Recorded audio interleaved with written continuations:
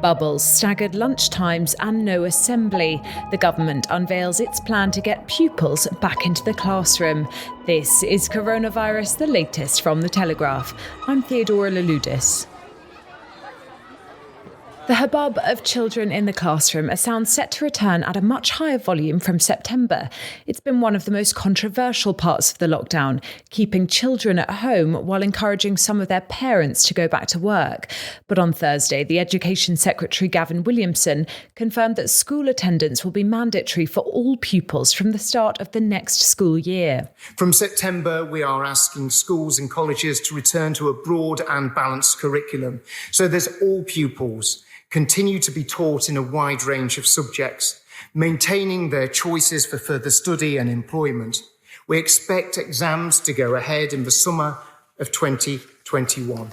The government was laying out plans for how to get schools up and running again safely, but no sooner was the guidance unveiled than teaching unions, including the Association of School and College Leaders and the National Education Union, warned the government it seemed rushed, with some saying it puts an emphasis on a national test and trace system that isn't fully functional.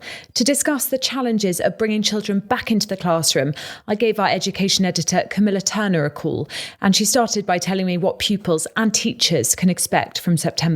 What we're going to see is effectively pupils grouped into bubbles. So this could be their class if they're in primary school, or in secondary school, it could be their entire year group.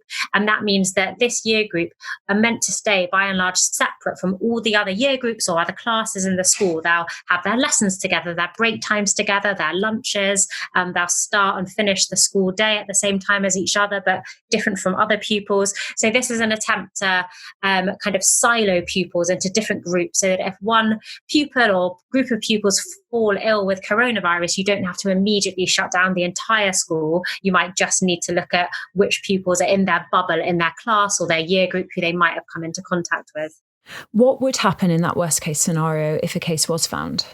So the guidance we've had today has quite detailed breakdown about what to do in terms of a potential outbreak. And actually, they set the bar quite low. They say if a school has 2 pupils who fall in within 2 weeks, that could be a possible outbreak. Also, if they have an unusual amount of sickness or absence where coronavirus is a possible cause, again, that could be considered as the start of an outbreak. So what would happen then is the school would need to liaise with local public health officials. They'd investigate, they'd find out more.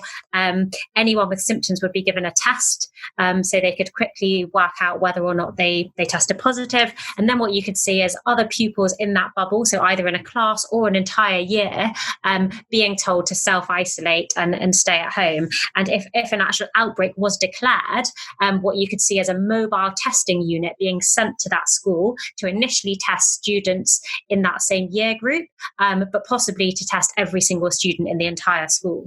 The plan was for us to have a world-beating, to quote Boris Johnson, track and trace system by June the 1st. What effect is it having on schools that we don't have this world-beating test and trace system, which was, of course, originally going to include an app, now no more? So this is something that the teacher unions have seized on, and they've said, you're wanting to send all the pupils back to school in September, but we don't even have this test and trace system up and running the way that you promised it would be. So they're saying, this doesn't fill us with confidence. We don't think it's going to be safe enough. I suppose on the other hand, what the government would say is that each school effectively will sort of have their own micro test and trace system, so that if someone within their school community falls ill, they've got this bubble system. They've got a way to work out, this pupil is in this year group, therefore they will have come into contact with these pupils. So they're effectively doing on a small scale their own test and trace system for their own community that in some ways, runs alongside a kind of a national test and trace system. And is it fair to say that private schools have a larger test and trace system that they're setting up independently, or some private schools? Yes, exactly. So we heard a few weeks ago from private schools who were saying this was at a time when it wasn't entirely sure what the government's plan were, whether they wanted to get all children back or not. And private schools at that point were saying, we're just going to take things into our own hands. We're not waiting around to see what the government do. We're going to set up our own test and trace system. So they were looking at buying their own test kits so that they can quickly have a fast turnaround, less than 24 hours to know if someone's positive, and effectively have their own system just for their school to make sure that whatever was happening in the rest of the country, they could have an independent system of their own. Missing 6 months of school is tough for any child, but it is, I think it's fair to say, particularly tough for those who are working to very tight schedules in terms of their exams. You only do your GCSEs within 2 years, you do your AS levels within 1 year, your A2s within another year. How is this going to have an effect on those who are sitting exams on which the next stage of their life depends? So another big announcement we had today was from Ofqual, the exam regulator, which published its proposals as to what would happen for GCSEs, AS and A levels for next summer. So as you say, these are for the pupils who have missed out a huge chunk of their course, a really quite a significant amount. And in view of that, what are they going to do about their exams next summer? And what Ofqual have done is they've published quite a detailed subject by subject guidance that really sets out how in every subject or most of the subjects, things will be amended or altered slightly. So for example, in science exams, pupils won't be allowed to carry out their own experiments and do their own practicals, which previously normally are quite an important part of a science GCSE. Now pupils will have to watch a teacher carry out an experiment, possibly even watching them online or on a video, and just observe this rather than carry it out themselves. Another important change is history GCSE has been shortened. They've essentially made questions in the exam optional, meaning that pupils don't have to do as much as the course as they would previously because of the pressures on time. Likewise, geography field trips have all been cancelled. Music performances have been shortened and pupils are now doing solo dance performances instead of group ones. So all sorts of changes across subjects are being looked at by Ofqual. And another important change they're looking at across the entire system is whether they can just move the entire GCSE, AS and A-level exam series back by about a month. So normally the exams run over May and June, about a 6-week period. And Ofqual are saying, what if we push the whole thing back so they ran over June and July? What effect would that have? Would we then have to move results day back? And then what about university admissions? But this would, on the other hand, buy teachers more time to get through more of the course and catch up on what they've missed out on. So at the moment, these are all proposals from Ofqual, but it is only a very short 2-week consultation. So if people want to comment and advise on these, they don't have a huge amount of time to do so. We know that teachers' unions aren't happy with the general return to school. There's been a lot of commentary about how the logistics of the whole thing are overly complicated and just impossible to implement. Is that the case with the GCSE and A-level review? Have we had any response from them? Yes, so we've had the kind of main head teachers union being fairly critical of these plans, saying essentially these amount to nothing more than tinkering around the edges. These are pupils who have missed out a huge chunk, possibly 4 months of their courses, and they're saying it's going to put huge pressure on schools, on teachers to try and kind of gallop through the rest of the course at pace in order to get the pupils to where they need to be to sit their exams next summer. So they're basically saying this doesn't go far enough. Yes, you've made some changes, but far more needs to be done to make it sort of a fair system on these pupils and to make it manageable for the teachers.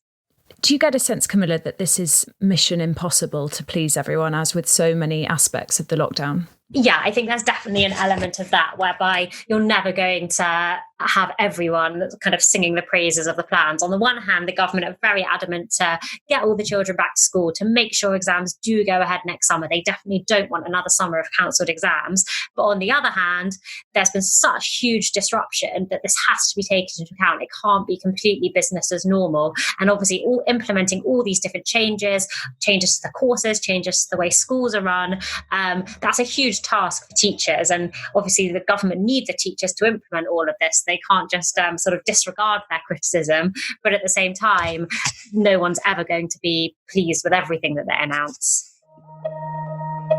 The rest of the coronavirus latest news. The NHS test and trace system failed to reach a quarter of contacts in its first 4 weeks.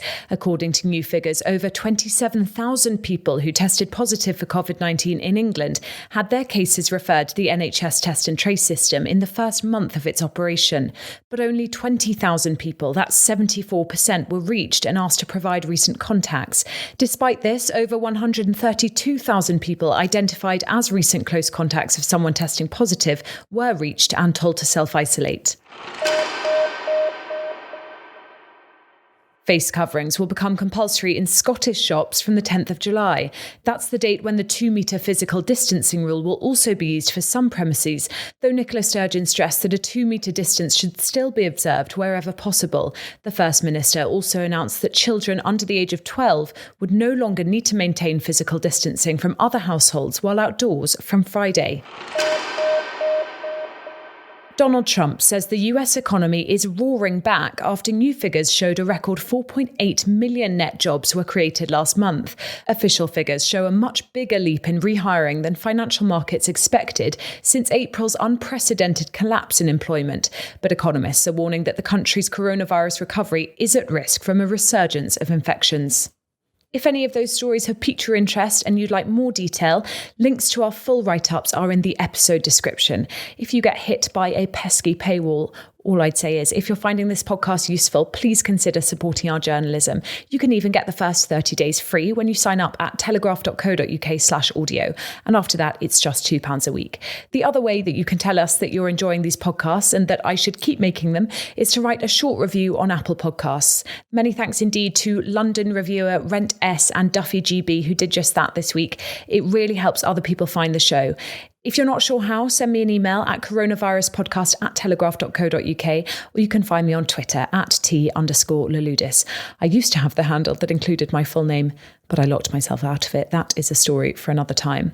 If the weather's as grey where you are as it is where I am, and you find yourself dreaming of a holiday this weekend, take a listen to another brilliant Telegraph podcast I know you'll enjoy. It's called Postcards. With global travel on pause, the world's great adventurers, much like you and me, I'd imagine, are largely at home. And Telegraph travel journalist Greg Dickinson's managed to get their phone numbers. Legendary photographer Steve McCurry, he's the man behind that amazing Afghan girl portrait, and writer and broadcaster Marcel Theroux are among those to give you the travel stories you didn't even know you were missing. Search Postcards wherever you're listening to this, or follow the link in the episode description. This is Coronavirus, the latest from The Telegraph. I'm Theodora Louloudis.